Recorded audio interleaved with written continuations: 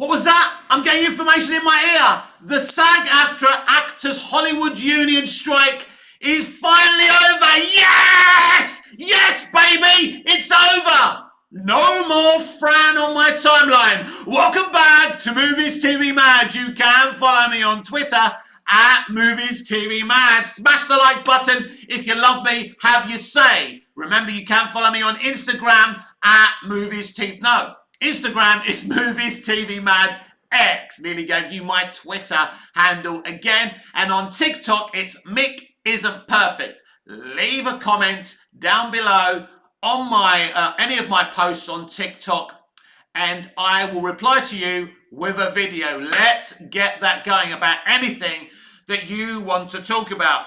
But with the SAG-AFTRA Actors Union strike in Hollywood finally being over, we can look forward to lots of DC Universe casting.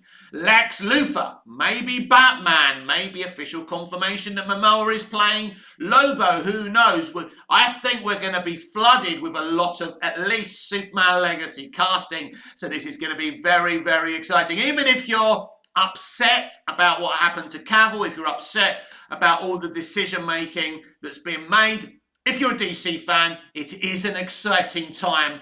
The floodgates will open. Now, I'm very happy that the strike's over because, you know, at the end of the day, I love movies. I love television. I love stories. And I'm glad that we're back and looking forward to these DC Universe casting announcements. So, yes, I expect a lot of casting, not just for Lex, but for other DC characters who could show up in Superman Legacy, which is also very, very exciting. When will these announcements happen? Now, I think at the moment they're framing it as a tentative agreement, so maybe don't expect to hear anything today or for the rest of this week, but I think in the next couple of weeks we will be getting some huge casting DC Universe Superman Legacy announcements, and I think that's very, very exciting for the franchise. And what casting will we hear first? Well, I think we're going to get some Lex Luthor and Jimmy Olsen announcements. I think James has been ready to basically cock the gun of these castings and announce them. So it'll be very, very intriguing who's coming in as Jimmy Olsen, and especially Lex Luthor. Will Lex Luthor be played by a big name or an unknown actor? That's interesting as well. Now, what's interesting with Superman and Lois, they gave us a great Lex Luthor for a very short time. We still do have one more season to go of that show, the fourth and final series, so we've still got more of Lex to go. But it'll be interesting what kind of take James Gunn goes for with Lex Luthor in DC Universe and Superman Legacy. I think he will be very different to Spacey, to Eisenberg. Is there still a chance of Michael Rosenbaum getting that role? I mean, that would be where I'd always go. First of all, because he normally works with his friends anyway. I mean, it would be a great thing to do because Michael was an outstanding Lex Luthor for 7 seasons on Smallville. And I think that would be a great piece of casting. There's no better Lex than Rosenbaum. He wasn't on it for 3 years. He came in the finale and he didn't drop a note. And I think that will be a great place to go. But I'm not locked into Rosenbaum or anything. You know, they can cast, or James can cast whoever he wants, but I just think it would really excite people if Rosenbaum was cast as Lex Luthor. Will that be the case? We don't know. But I think that's going to be a very exciting announcement because Lex Luthor is a huge character. And I've spoken about Lex before. The best thing for Lex to do is not to be the main villain, but the guy pulling the strings behind the scenes, and for him to have an interesting relationship with Clark and with Superman. And kind of the stories that he's been hinting that he wants to go for, Lex and Clark do have some interesting dynamics in those graphic novels. So I think we will get a kind of a fresh take of the relationship between Lex, Clark, or Lex and Superman. So it's going to be very, very interesting there. And then we've got Jimmy Olsen. There's been lots of rumours about Jimmy Olsen casting. Jimmy Olsen was always going to be in this film because, James understands how important Jimmy Olsen is. Now, a lot of fans don't think Jimmy is, but I've said it a billion times before. I'm going to say it again because I love repeating myself to hammer home my point. Jimmy Olsen is like the companion in Doctor Who. He's our way into the story. And if you were to frame him that way in a modern day Superman movie, that could be very interesting because he's a 16, 17-year-old lad, maybe about 18 years old at most. He's a school leaver, and he becomes friends with Superman. And that's an amazing thing. Imagine that. If you're that around that age and you became best pals with Superman. It's a very kind of cool, wholesome, sweet concept, if you ask me. So there is importance there. Obviously, Jimmy isn't as important as Lois Lane. But yeah, and then we're going to find out, hopefully soon as well, who's going to play Perry White. I think that's the place where you could really come up with a really good piece of casting of someone we already know. Now, I've been saying Robert Downey Jr. would be absolutely perfect for this role. I can just imagine him chomping on a cigar. Not that I don't think it's politically correct to do that anymore, so probably not chomping on a cigar. But I think that Robert Downey Jr. would be a great Perry White. Get in the comments down below. Let me know. Who would you cast as Perry White? So I've always wondered if Robert Downey Jr. would play a part in DC Universe. And, Kevin Feige was asked about bringing back these original Avengers, and he said nothing's in the works, but we'll see what happens. I don't think that Robert Downey Jr. is going to agree to come back, but we will see. I think there's more chance of Robert Downey Jr. being involved with DC Universe rather than the MCU. Again, down in the comments, do you think there's a chance of Robert Downey Jr. getting involved with DC Universe? I think it would be great for him, but he is trying to expand his career back to proper actor movies, which is great because I loved him in Chaplin and I thought his career was going to go that direction. He should have been at least nominated for an Oscar for his performance as Chaplin. It was outstanding. It's still his best performance, in my opinion, to date, even including his role in Oppenheimer. And I think people will not agree with me totally with that. But yeah, he was amazing as Chaplin. He was very, very young and he gave a very, very mature performance. So I would love, Robert Downey Jr., Perry White. That would be absolutely fantastic. And as I say, there's lots of different ways you can go with Lex Luthor. As I say, I'd love Rosenbaum, but, Vincent D'Onofrio, who plays Kingpin in Daredevil, I think he's a perfect, comic book accurate version of Lex Luthor, and that would be brilliant casting. So don't be surprised.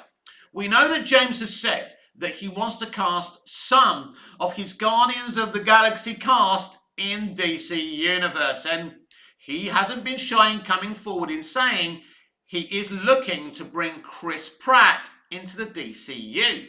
And again, who could Chris Pratt play in DC Universe? That would be very, very interesting. Imagine him with his head shaved. Could he be a good Lex Luthor? Could Chris Pratt pull that off? I'm not too sure about that, and then there's Batman. Could he play a good Batman? Yeah, I think he'd be a really, really good Bruce Wayne, if you ask me. And I think he'd be perfect for the lighter Bruce Wayne that Brave and the Bold would need. So don't be surprised if Chris Pratt comes in as Batman, but there's so many characters he can play from the DC Universe. But yeah, I wouldn't be opposed to Chris Pratt playing Bruce Wayne and Batman in DCU. I think it would be very, very interesting. I'm sure every one of you has an opinion about that, and a lot of you wouldn't agree with my opinion on that. It's just exciting to think about all the casting choices that we could get here as well. I think that's very, very exciting, if you ask me. And, we go, there's lots of different things that they can have. Mixapixelic, and you need a really agile actor you need a Jim Carrey, a young Jim Carrey, and there's not many people who can pull that off. That's the problem with Mixapixelic. You really need a comedy stroke serious actor to play him, as far as I'm concerned, because he could be a very fun, interesting character in the DCU as well that I'd really like to see. But yeah, we're going to get a lot of these castings. Will we get any Brave and the Bold castings though? That will be very, very interesting. Apart from Batman, because we really are integrating the Bat family in Brave, is it Brave and the Bold? Yeah, Brave and the Bold. What did I say? Something else. Anyway, forget it. Hungover again. You know how it is. Or maybe you don't, but I do. But yeah, I think, for example, I think we'll get a Barbara Gordon. I think we'll get a Dick Grayson.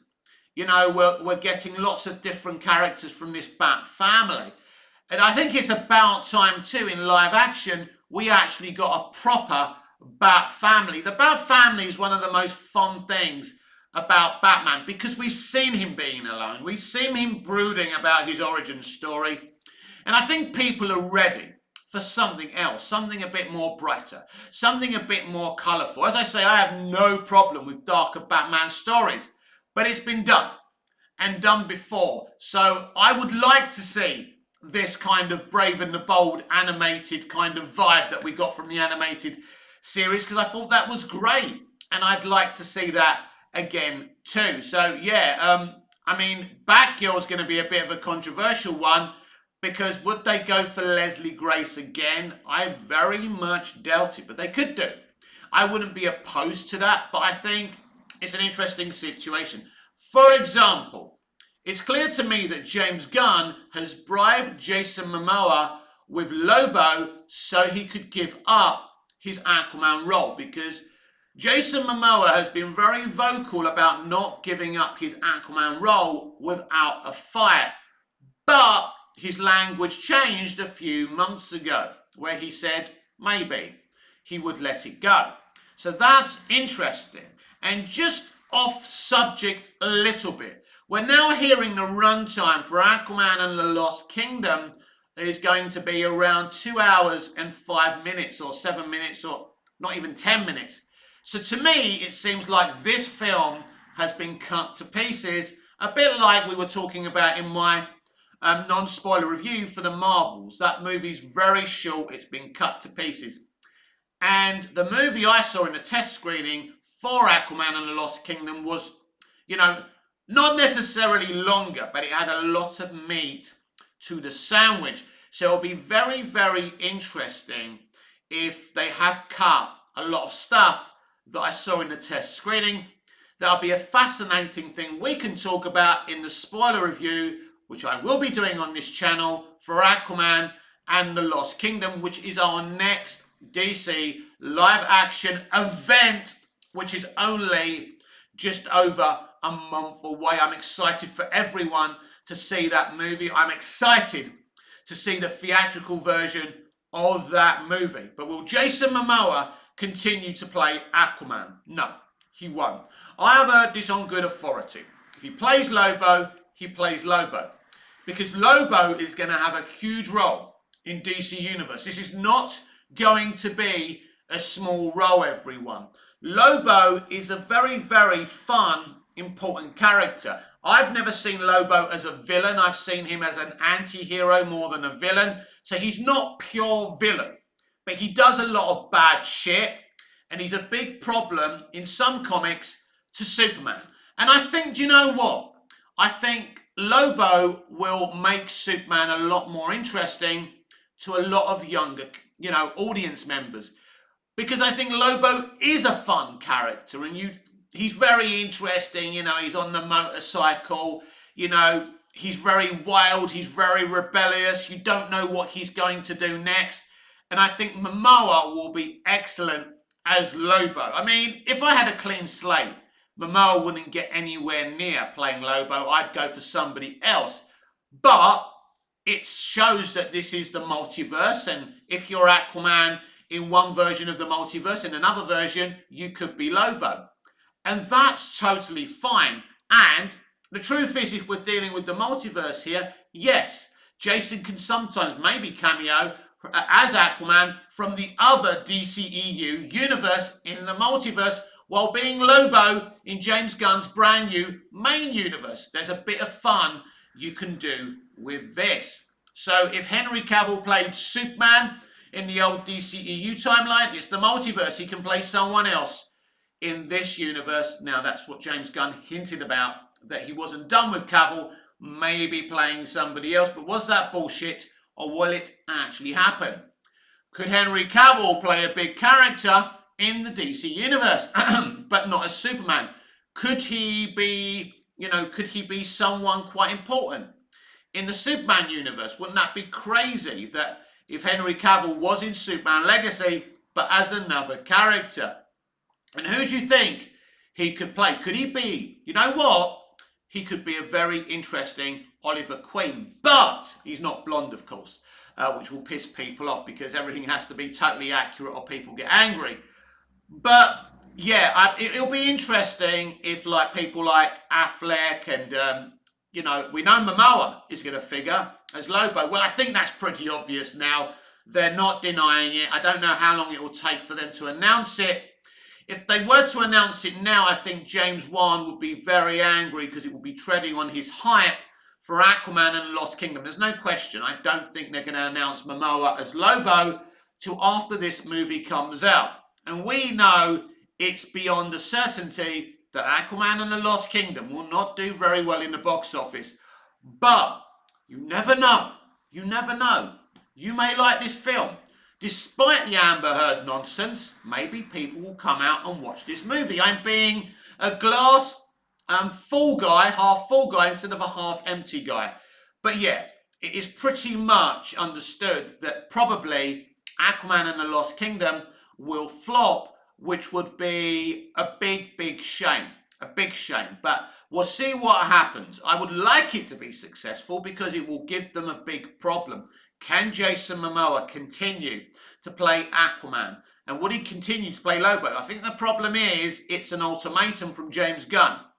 You either play Lobo or Aquaman. Or maybe they don't. I think they want comic accurate depictions of these DC characters. And that's why I think that, Gunn and Safran and especially Zaslav do not want Momoa as Aquaman anymore. And it will be interesting what happens with the future of Aquaman. Will we get a blonde Aquaman? I think Zack Snyder did a great inclusive thing with Jason Momoa. He found this guy who is inclusive, but a really great version of the character at the same time. And this is what I call great diversity, great representation. When you can find someone where the public go, yeah, he captures our imagination as the character. He may not look like the version of Aquaman in the comics, but he's a great version of AC, and we love him. And so, but it's a reboot. I said this before. It's a proper full reboot. Even though they're using some stuff from the other DCEU, as I say, it's very, very interesting because we've been told that basically, maybe that, nothing before Peacemaker. So basically, James Gunn was saying things like Peacemaker 1 isn't canon to DC Universe, but Peacemaker Series 2 will be. So that's very, very interesting as well. We've already discussed that, what that means. So basically, anything before, anything that comes in before DC Universe. Now, so basically, Peacemaker 2 is part of DC Universe. The Authority will be part of DC Universe. Creature Commando is definitely part of DC Universe. Superman Legacy, obviously part of DC Universe as well. And so, this saying that's how you do a proper full reboot. But how do you integrate Peacemaker? So basically, it's not even Peacemaker Season 2, really. It's Season 2. But really, how do you do that? If you say Season 1's part of the DCEU, right? So does that count in the canon of Peacemaker Season 2? That's a good question, isn't it? I don't think so. This is a reset. This is a starting of again. And how James Gunn executes this will be the most important thing.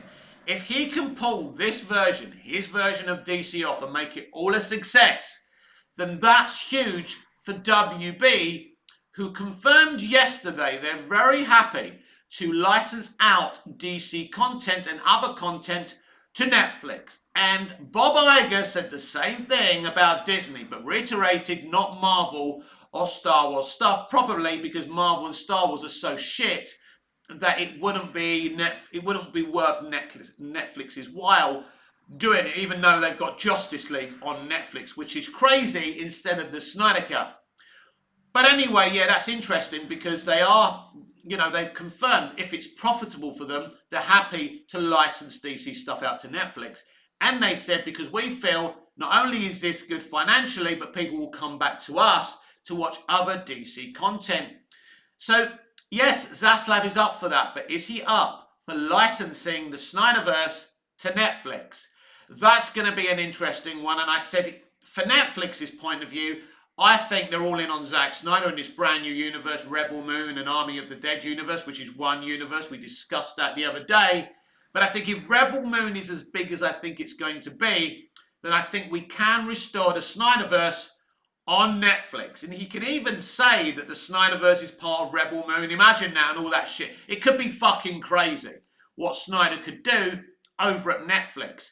Do you remember all you pundits who said Disney Plus was going to destroy Netflix? What happened there? Yes, big studios getting into streaming was a very, very big mistake. Because as I said at the time, go back to the videos, I said there's no money for big studios in streaming. And the only way they could ever make big money is pay-per-view movies, pay-per-view TV episodes. And clearly, for some reason, they didn't want to go there because they could have made profits, because that would have shut down theatres. But they didn't want to be that blatant. And basically, that's why they went into streaming. They wanted to shut down the movie theatre eventually, right? Then eventually they would do pay-per-view. That's where the money was going to be, because there's no other money in streaming. But it's different for Netflix because that's their business. That's how they make money, through sponsorships and subscriptions. That's how it works for them, and they're making money via it. But you can't have your cake and eat it. You can't be a studio that has TV broadcasting companies that's making films for cinema, and then you're stretching yourself on streaming as well. There's just not a big enough, monetary display for streaming for these big people. But for Netflix, they're totally focused on streaming, and they've made a lot of money. They have created a brand. It's very, very difficult. And studios just haven't run their business properly. And Christopher Nolan said this in his big Variety interview yesterday. He was talking about the actors' strike and the writers' strike, and how the industry is saying they don't have the money to pay them. Nolan made a great point. You don't have the money to pay them because you've run your business into the ground. You've run your business incorrectly, focusing on the streaming model instead of focusing on great entertainment on the big screen where the real money is. Because a movie has a potential of $1 billion or $2 billion if it's really popular. There's more money to be made via cinemas, but they have to split the difference, and that's the difference. Not split it, but they don't take the whole money. So they wanted a scenario on pay-per-view, and this is why they wanted to shut down movie theatres, and they thought COVID was their advantage of doing it. And thankfully, it didn't work out. They're going to have to rebuild the industry now, because lessons need to be learned after all this industrial action from the writers and the actors. The industry now is on a level of paying these people what they should be because of streaming. But that's why we got the strikes, because of streaming and AI, right? But the streaming thing really confused the situation. And if it wasn't for them embracing streaming so much, these strikes would never have happened. So I think if you're a DC fan, you should be very excited about these upcoming casting news we're going to get.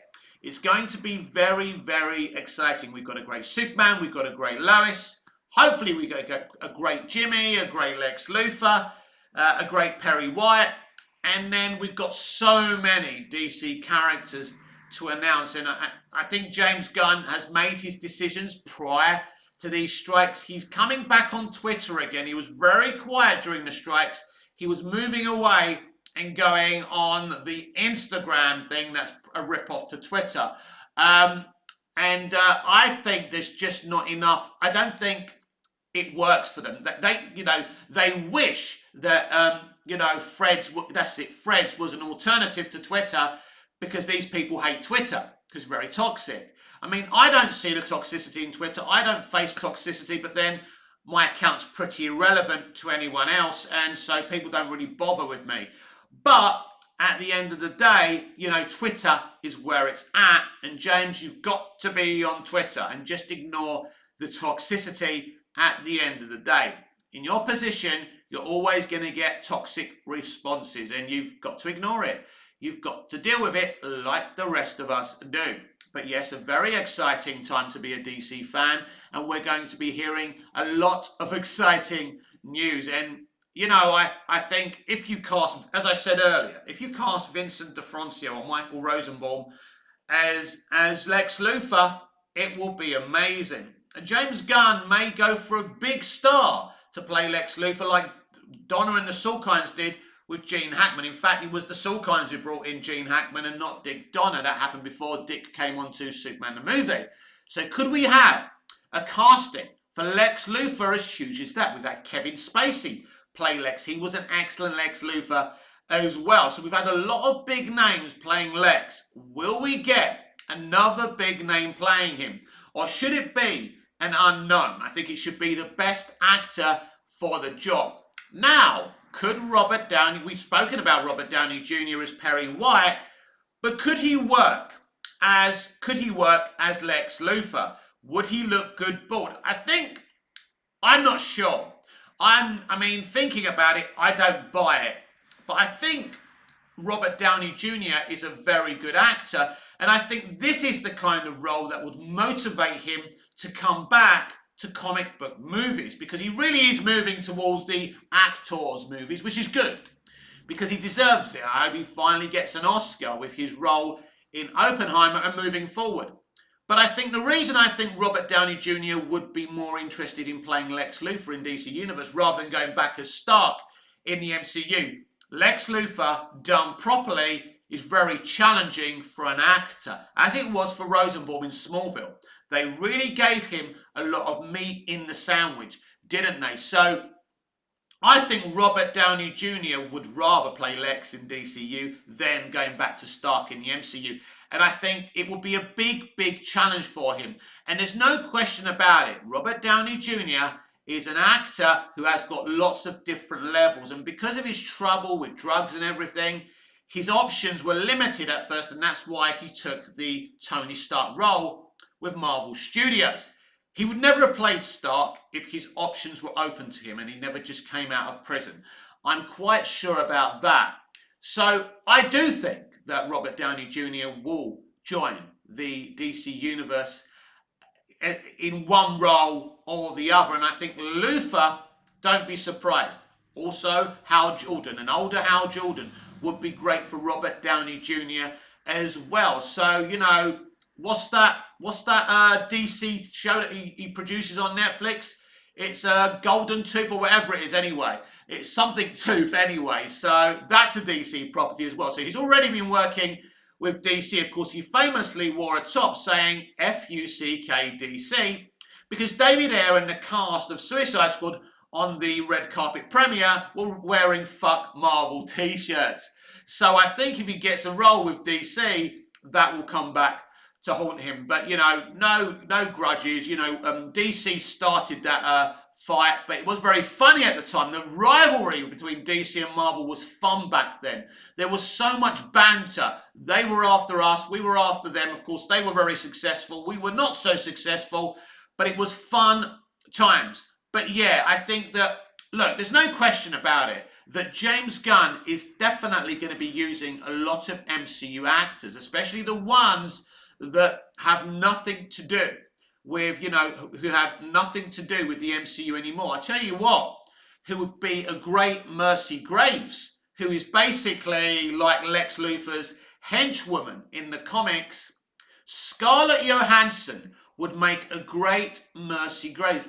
Again, it will be a more challenging role because there's a lot more meat in the sandwich to Mercy Graves than you think. And, you know, they did a version of Mercy Graves in Smallville, which of course was Tess Mercer, which was also a very interesting character in the final 3 seasons of Smallville. But I think castings like that could be very, very special.